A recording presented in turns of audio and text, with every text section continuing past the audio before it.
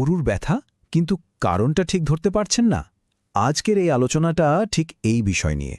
আমরা একটা খুব সাধারণ কিন্তু প্রায়ই চোখ এড়িয়ে যাওয়া কারণ আর তার সহজ সমাধান নিয়ে কথা বলবো।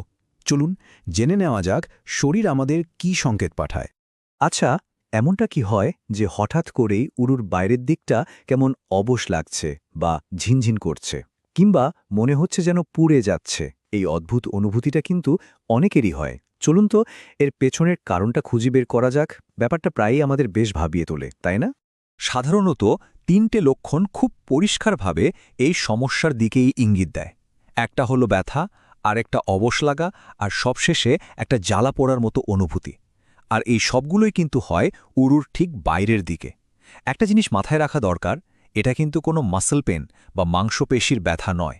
এটা হলো ত্বকের ঠিক নিচে একটা অন্যরকম অদ্ভুত অস্বস্তি। মেডিকেল সায়েন্সে এই সমস্যাটার একটা নাম আছে, মেরালজিয়া প্যারিস্থেটিকা।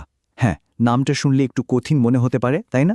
কিন্তু আসল কথাটা হলো এর কারণ আর সমাধান দুটোই কিন্তু একদম সহজ। চলুন সেটাই এখন আমরা জেনে নিই। তো ব্যাপারটা হচ্ছে, আমাদের উরুর বাইরের দিকে ত্বকের অনুভূতি নেওয়ার জন্য একটা নির্দিষ্ট স্নায়ু বা নার্ভ আছে। এর নাম ল্যাটেরাল কিউটেনিয়াস নার্ভ অফ থাই। এই নার্ভটার কাজই হলো ওই জায়গার অনুভূতি মস্তিষ্কে পৌঁছানো। এখন কোনো কারণে যদি এই নার্ভটার উপর চাপ পড়ে, তখনই ওই ব্যথা, অবশ লাগা বা জ্বালা পোড়ার মতো অদ্ভুত সংকেত তৈরি হয়। কিন্তু প্রশ্নটা হলো, এই নার্ভের উপর চাপটা দিচ্ছেটা কে? কোথা থেকে আসছে এই চাপ? অনেকেই হয়তো ভাবতে পারেন এর পেছনে নিশ্চয়ই জটিল কোনো শারীরিক সমস্যা আছে।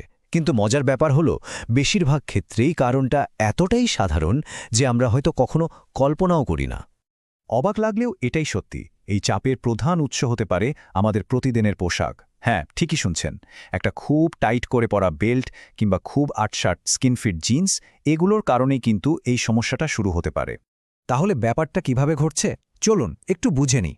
যখন খুব টাইট কিছু পরা হয়, ওই নার্ভটা আমাদের কোমরের হাড় আর ওই টাইট পোশাকের মধ্যে স্যান্ডউইচের মতো চাপা পড়ে যায়। আর নার্ভ যখনই চাপা পড়ে, তখন সে ব্রেইনে ঠিকঠাক সিগন্যাল পাঠাতে পারে না।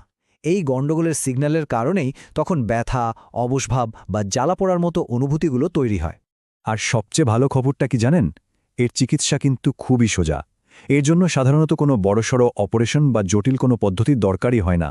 এটাকে আমরা বলি কনজারভেটিভ ট্রিটমেন্ট। মানে লাইফস্টাইলে কিছু ছোট ছোট পরিবর্তন আনলেই এই অস্বস্তি থেকে পুরোপুরি মুক্তি পাওয়া যায়। তাহলে সমাধানটা কি? প্ল্যানটা একদম সহজ, মাত্র দুটো ধাপ। প্রথম কাজ হলো খুঁজে বের করা ঠিক কোন পোশাকটার জন্য এই চাপটা তৈরি হচ্ছে। সেটা কি কোনো বিশেষ বেল্ট নাকি কোনো জিন্স? আর দ্বিতীয় কাজটা আরও সহজ, চাপের ওই উৎসটাকেই সরিয়ে দেওয়া, মানে কয়েকদিনের জন্য একটু ঢিলে ঢালা আরামদায়ক পোশাক পরা। তাহলে পুরো আলোচনাটা সারমর্ম কি দাঁড়ালো? ব্যাপারটা খুব সহজ। টাইট পোশাক, সেখান থেকে নার্ভের ওপর চাপ, আর তার সমাধান হলো সহজ মুক্তি। এখানে কোনো জটিল সমীকরণ নেই, একদম সাধারণ একটা কারণ আর তার থেকেও অনেক বেশি সহজ একটা সমাধান। এই পুরো ব্যাপারটা আমাদের একটা খুব জরুরি কথা মনে করিয়ে দেয়, তাই না? আমাদের শরীর কিন্তু সব সময় ছোট ছোট সংকেত পাঠাতে থাকে। অনেক সময় আমরা সেগুলোকে পাত্তা দিই না, কিন্তু এই ছোটখাটো অস্বস্তির দিকে একটু মনোযোগ দিলেই কিন্তু অনেক বড় সমস্যা এড়ানো যায়। আসলে শরীর আমাদের সঙ্গে কথা বলে, আমাদের শুধু একটু মন দিয়ে শোনার অভ্যাস করতে হবে।